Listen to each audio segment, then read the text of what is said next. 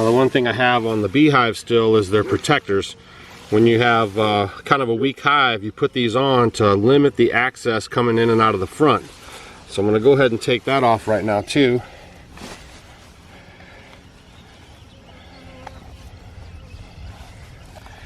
So that way they have plenty of airflow going in and out of the hive.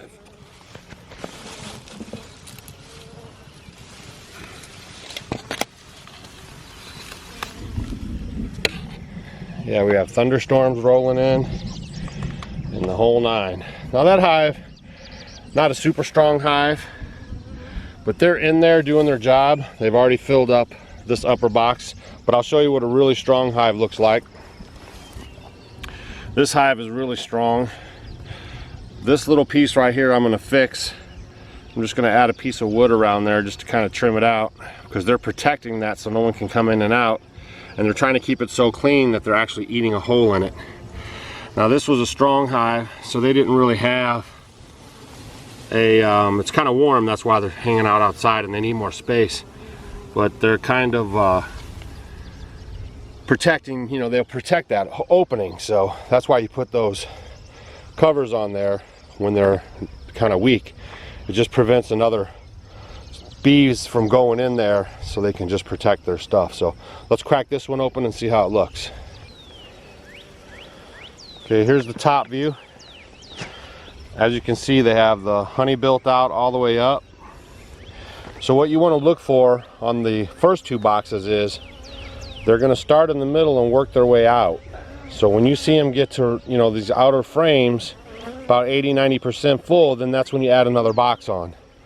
Now they have this one fully ready to go, so they'll be ready for another super. So they'll just keep working their way up. As many boxes as you put up, as long as there's time to go, they're going to keep adding to it, as long as they have pollen.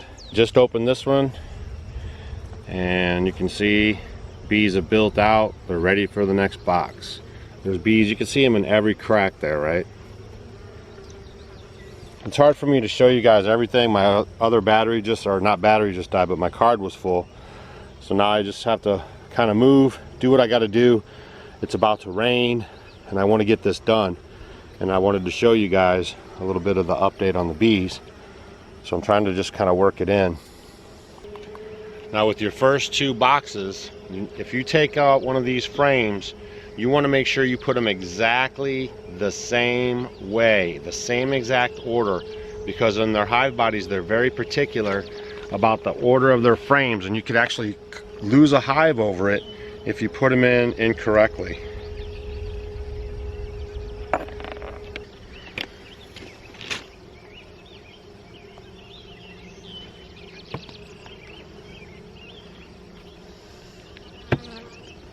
Once you add the supers, they don't really mind. You can take them out and jumble them around.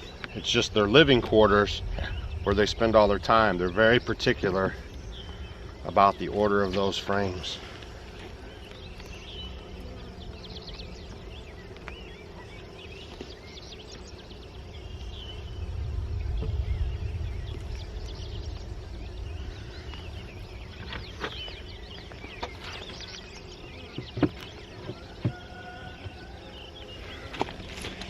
All right, we'll move on to the last one.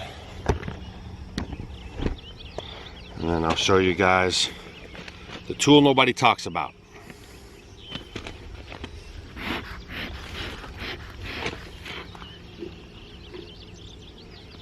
Everybody does beekeeping the different way. I mean, we've made some changes. Other people do it this way and that way. When you're like a homesteader, you're just doing, you know, you're not an expert, totally professional in every single thing, but you're really high in the good category on everything. Just remember that. Otherwise you might get frustrated and stuff. And if you start listening to a bunch of people and they're telling you every single different thing, it's really gonna mess you up. Just find what is comfortable for you, and you'll be all right. Nice strong hive here. All the bees are packed in. They're ready for framage. Now bees are really super clean, so they will get in here. Any impurities, any kind of mold, anything, they are going to eradicate, clean up, and make really nice. You know, and I don't really even use that much smoke. If you're just gentle with the bees and you handle them really good and just take your time, you usually won't have a problem. Okay. These two right here also have the restrictors on them, so I'm going to be taking that off. That way they can get in and out a little freer, have a little more airflow. They're strong enough now where nobody's really going to mess with them. Oh man, they got it sewed in there. There we go.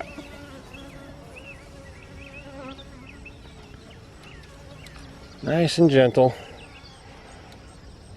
Nobody gets upset. Maybe if I cleaned up the joint, they'd be a little happier. All right, now I'm going to show you guys the most not talked about tool and why it's such a good asset. So this right here is one of the most untalked about tools in all of beekeeping on YouTube, is the snippers or the clippers or the hedge and shrub trimmers. Bees do not like the vibration, so if you're cleaning up around their hive and you whip out that weed whacker, they're going to freak out and give you a hard time about it. So one of the best ways to clean up around your hive is by just using the hedge and shrub trimmers.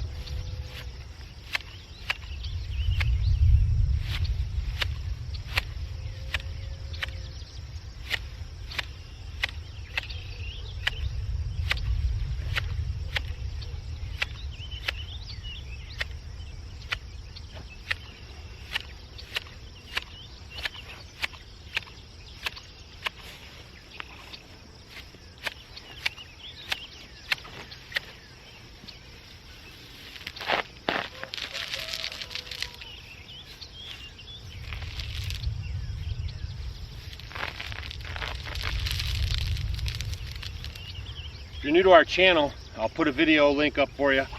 And what I did was I put down some fabric here and I put some rock over the top of it, and that's just to kind of help us out with the hive beetles so they don't have any dirt to bed into and then reproduce up into the hives.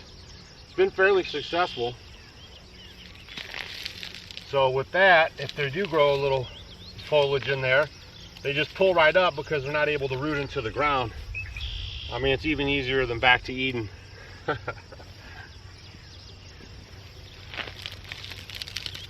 So there you go. Now you can see the difference when it's all cleaned up. It's going to allow for proper airflow, and it's just going to make for better hives, stronger hives. A little humid out here today, every day. Welcome to summertime. So hopefully you guys liked the last video about the buzz buttons. Natural Novocaine plant, great for toothaches on the homestead or off grid. If you did miss that video, I'll leave a link for it right there for you. If you're new to our channel, we also raise sheep, so today's a good day for me to transfer the sheep over. So I'll show you guys how I do that in the video. But there everything is looking good, and hopefully you like my nugget about using the hedge trimmers. All right, let's go move the sheep. So it's very, very humid. Look at my shirt. It's like dripping wet out here. So you want to move your sheep, if you have sheep or goats, you want to move them every 30 days. Otherwise you're going to have a high concentration of parasites. So you want to move them every 30 days. So it's been about 30 days. I'm going to put them over to the other pasture, and you guys are going to love this. Hip, hip, hip, hip, hip. Hip, hip, hip. Hip, hip, hip, hip, hip. Hip, hip, hip, hip, hip. Hip, hip, hip, hip, hip.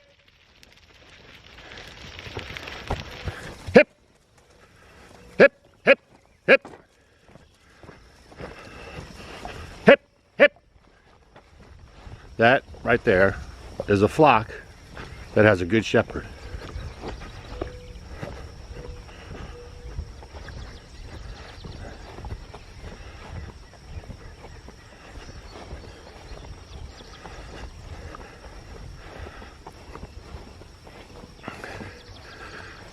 Enjoy your new pasture. Guys, if you work with your animals, you can get them to do what you want to do. They can be trained in just like your domestic dog. So just remember that. Work with your animals. Let them know what you want them to do. Be patient with them, and you'll be able to train them in. Just like your buddy Doug, who came from the city and who is now the master shepherd.